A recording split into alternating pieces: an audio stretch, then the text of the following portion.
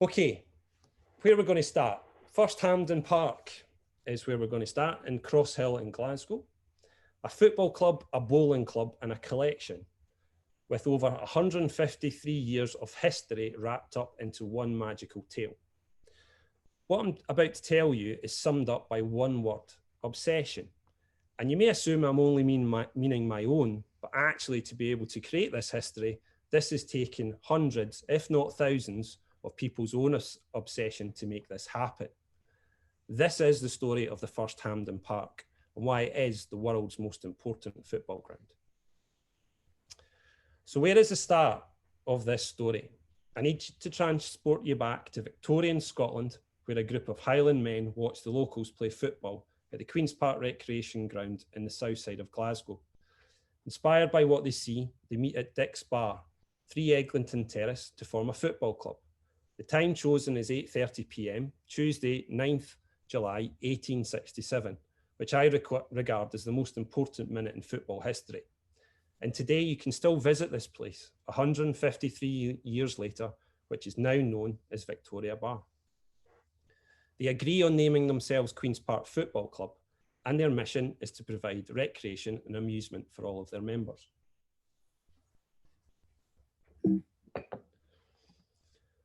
I do love this quote from Richard Robinson, which explains how vital Queen's Park are to Scottish football. However, I want to go one step further and replace the word Scottish with the word world in the statement above.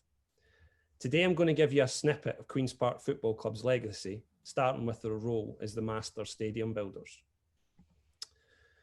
Queen's Park opened Hampden Park on 25th of October 1873. Over the previous 12 months, they'd fielded the entire Scottish team, given them their strip, led the creation of the Scottish Football Association and of the Scottish Cup. Their new facilities boasted offices, a grandstand, an iconic pavilion, baths, the world's first use of turnstiles, and they created something they called the Members Book, which you know today is the season ticket. Does this sound familiar? Because yes, this is the template of every football stadium ever built. You may also be surprised to know that these are the only pictures of it. When Scotland called this home from 1876, Queen's Park went one step further, and by default, Hampden Park became the world's first purposefully built international football ground. Scotland would play 6 times on this ground, winning 6 times, thrashing England 7-2, 5-4 and 5-1, and Wales were sent home on the end of 9-0, 5-0 and 5-1 defeats. That is a whopping 36 goals for and only 6 against. And I'm sure you will agree that Hampden Park was Scotland's tartan fortress, which regularly witnessed crowds of 15,000 and beyond. So what else is important about the First Hampden? The key word in this article is private, which allowed them to excel at their football and craft and athletic pursuits.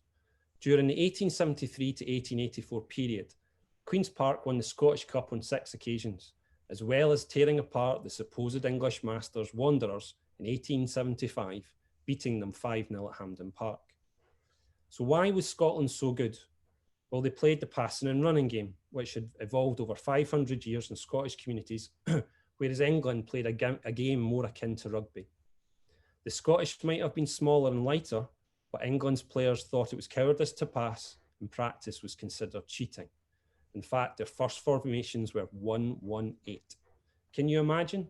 No wonder they got thrashed by the plucky Scots. These Scottish football players were to go on to be nicknamed the Scotch professors, who would firstly go to England to teach them to play football as the first professionals. This was the only way England could catch up, and imported Scots by the dozen. You have to remember football was amateur at the time. The Scots went over to America, Canada, Brazil, Uruguay, Argentina, continental Europe, Russia, Australia, New Zealand, mainly as part of the British Empire industrialising the world, and taught the locals a type of football they hadn't seen before. A game for the people. And if anyone ever asks you where the home of football is, just reply, First Hampden Park, Glasgow, born 1873. And yes, we did teach Brazil, Argentina, and the world how to play football, but that is a story you will not hear often. However, this tartan fortress could not withstand the Victorian railway builders, who requisitioned this land to build the Cathcart District Railway in 1884. Queen's Park were moved 300 yards north, where they built the second Hampden at Cathkin. First and second Hampden would play host to some of the most important teams of all time, and this was the first golden age for Scottish football. Tonight I'm explaining the role of Queen's Park Football Club as the master stadium builders. However, I will touch on the fact they were also football's first missionaries, as well as having countless other accolades. On 24th of August 1872, there was an announcement in the Lennox Herald proclaiming Vale of Leven formation of a football club. What you might not know is the Vale were considering using rugby rules as their preferred setup when they first formed. Step forward Queen's Park, who found out and offered to come to Alexandria to show the Vale the new association game, which today you recognise as football. An exhibition match was arranged on the public park at Park Nuke, Alexandria. This match convinced the Vale of Leven that association football was the way to go. Without this one missionary trip, the Vale of Leven, Renton and Dumbarton area would have been more likely to be akin to the Scottish borders today, where rugby is the predominant sport. And this one event is the catalyst for three of the most important teams in Scottish football history and produced some of the most important Scottish professors of all time. By the end of 1872, the Vale of Leven are joined by Renton and Dumbarton. These three clubs, along with Queen's Park and Third Lanark, would become the powerhouses of Scottish football of the 1870s and 1880s. And to give you a stat, between Renton, Dumbarton and Vale of Leven, the Scottish Cup had at least one of them featured in the 12 of the first 17 finals, including in 1882, where it was a Dumbarton versus Vale of Leven final. This eventually went to a replay, and Dumbarton eventually lifted the title at First Hampden after a 2-1 win. Please note, there was not an Old Firm winner of the Scottish Cup until Celtic won it in 1892. So what else are these clubs' claims to fame? Well, Dumbarton is the fifth oldest club in Scotland still in existence. Queen's Park first, 1867, Kilmarnock 1869, Stranraer 1870, Rangers 1872, and then Dumbarton. However, we'll start with the Vale of Leven, a mighty team and one of my favourites, and their story is remarkable. They won the Scottish Cup three times in a row in 1877, 78 and 79 at First Hampden. In the third cup final against Rangers in 1879, there was a massive disagreement over a disallowed goal. The game ended in a replay, which Rangers refused to attend, and the cup was awarded to the Vale as a walkover. The only time in history that that's happened. And there are only 4 teams to have won the Scottish Cup 3 times in a row. Queen's Park have done it twice, Rangers twice, Vale of Leven, Celtic and Aberdeen once each. Aberdeen doing it in the 80s and Celtic completing the feat in 2020. Our next stop is Renton, who won the Scottish Cup in 1885 and 1888 and then earned their place in the 1888 Championship of the World. They took on the new FA Cup holders West Bromwich Albion and stuffed them 4-1, becoming the Association Football World Champions. Imagine that, Renton Football Club, champions of the world. You might think that's amazing, but Renton are the reason we have the Scottish Football League. In 1890, Peter Fairley, Renton Football Club secretary, circulated a letter to 13 clubs requesting them to form a football league, because this model had worked well in England. You have to remember at this time, in Scotland, there were only cup competitions, and friendlies were arranged by hard-working match secretaries, and all of this was amateur. The only teams to reject it were Queen's Park and Clyde, who feared it would lead to professionalism, which did eventually happen in 1893. However, in 1890, 11 teams started that league, and ironically, Renton were expelled because of suspicions of professionalism. 10 teams marched on, and at the end of the season, Rangers and Dumbarton were tied on points. A playoff was held, where the game ended 2 each, and the title was jointly shared.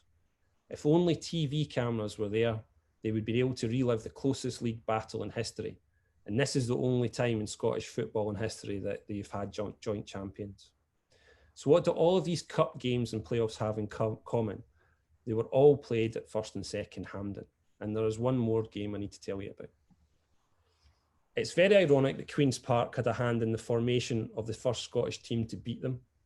Up until that point, Queen's Park had gone 9.5 years without a loss to a Scottish team. On the 30th of December 1876 at First Hampden, the most controversial game in Scottish football history took place, where Vale of Leven put Queen's Park out of the Scottish Cup. When the team arrived home at Alexandria Station that evening, they were carried shoulder high through the streets. The controversy surrounded an accusation that the Vale players had worn spiked boots. So convinced were the Queen's Park committee that they travelled to the Vale's players' homes and demanded to see their boots. Can you imagine that? This sent an earthquake through the world of football. Duncan Ferguson, a journalist of the Dumbarton Herald, penned a poem which was a parody on the charge of the Light Brigade, called The Match of the Vale Brigade. Duncan Ferguson wrote a number of poems covering football, a poet laureate of his day, and along with Henry N. Smith of Queen's Park, are the earliest football poets on record for the modern game.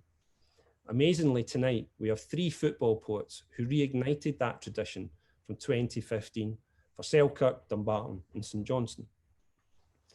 Fortunately, tonight is virtual, and the Hampden Bowling Club grass will not have to put up with the bouncing bowler Stephen Watt, who won the inaugural Bills and Bars event at HBC in 2018. It is hard to believe how much football exploded between 1867 and the end of the 19th century. Everyone was talking about it, and teams were springing up everywhere.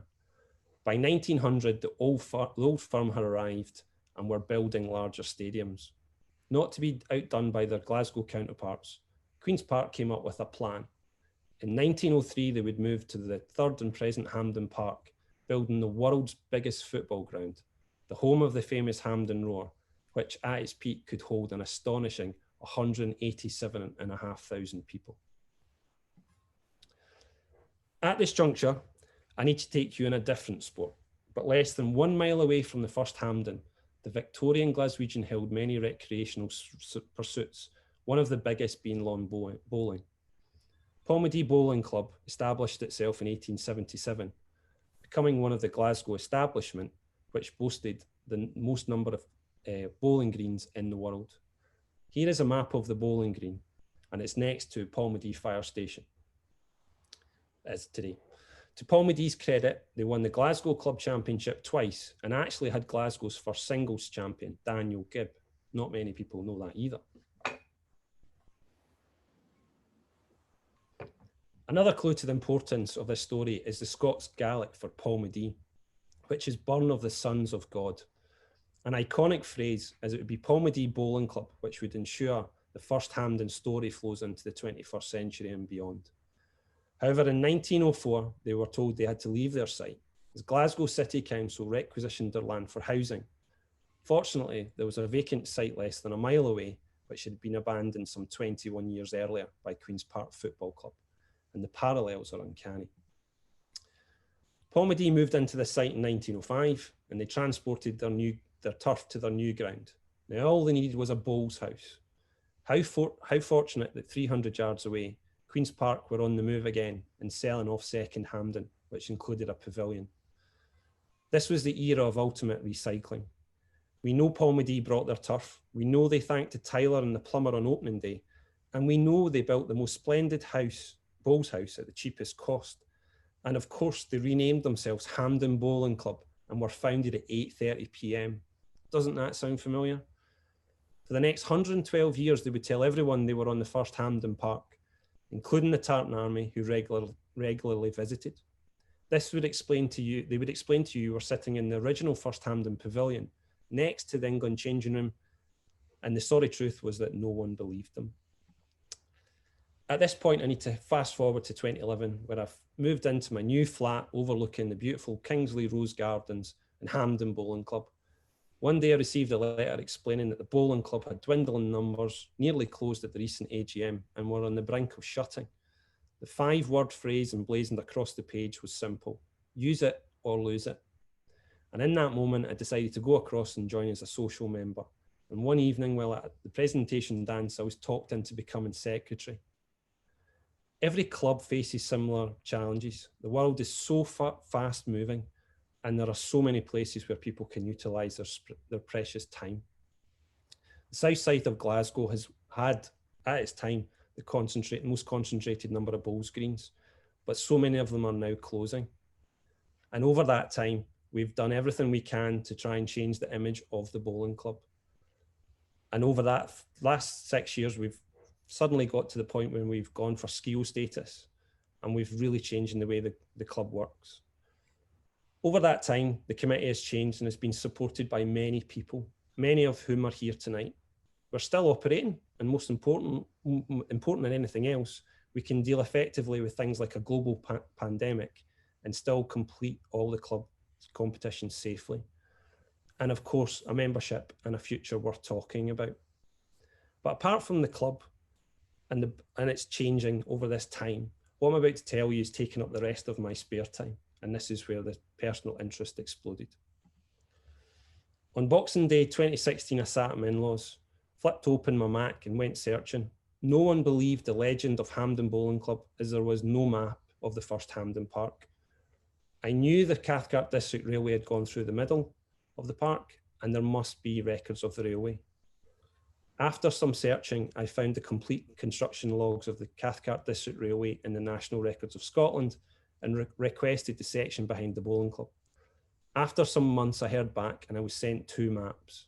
And this was a true fake or fortune moment. And here is me on the right, opening the envelope on Saturday, 11th of March, 2017.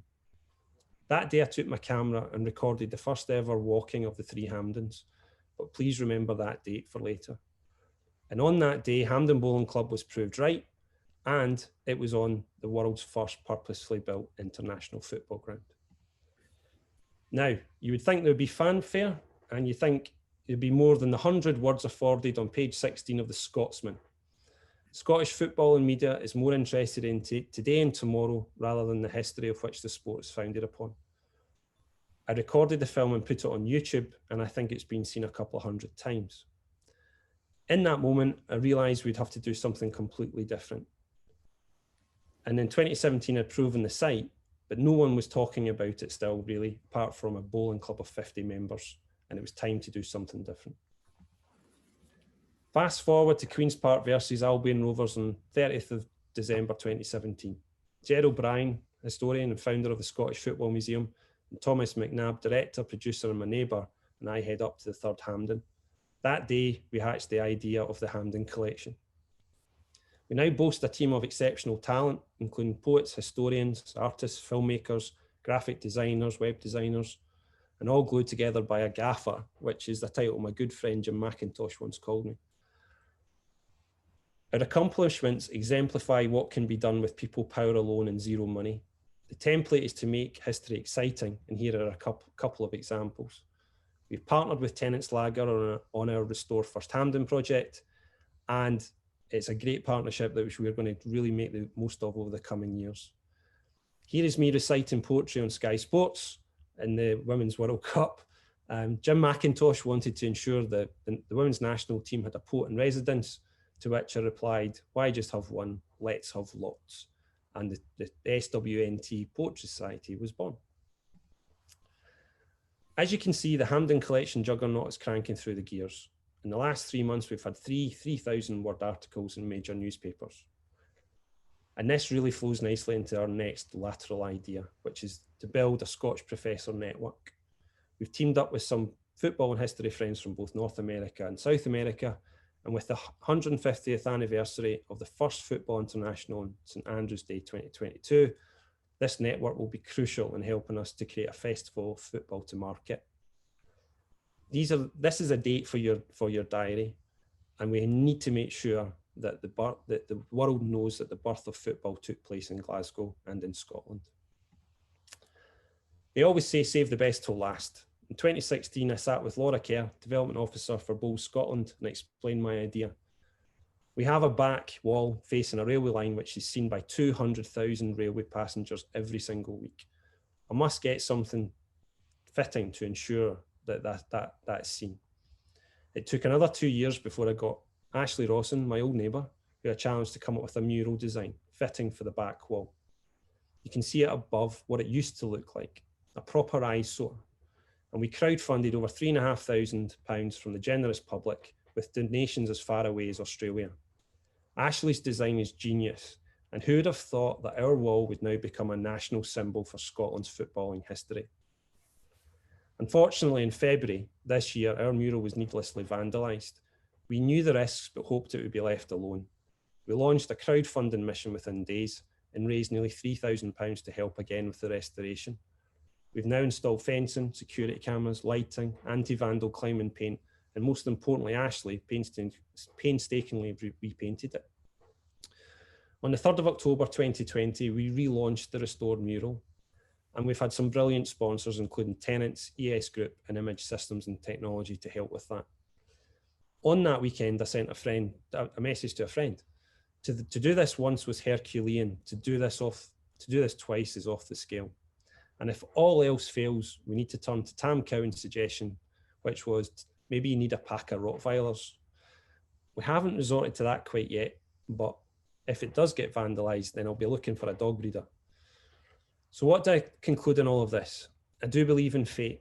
The Scotch professors are smiling down at their creation and ensuring people once again learn the legend of First Hampden. Remember that date I told you? Look at a bit closer at the mural for the latest twist of fate in this story. This game was played on the 11th of March 1882, and I discovered the only map in existence of the First Hampden Park on the 11th of March 2017. Fate? These two symbolic dates are exactly 135 years apart, and both were Saturdays. Everyone invited tonight has been involved at some point along this story. This is all taking people power, and I'd like to personally thank you for all that help, support and time to ensure that the world is starting to learn that First Hampden is indeed the world's most important football ground.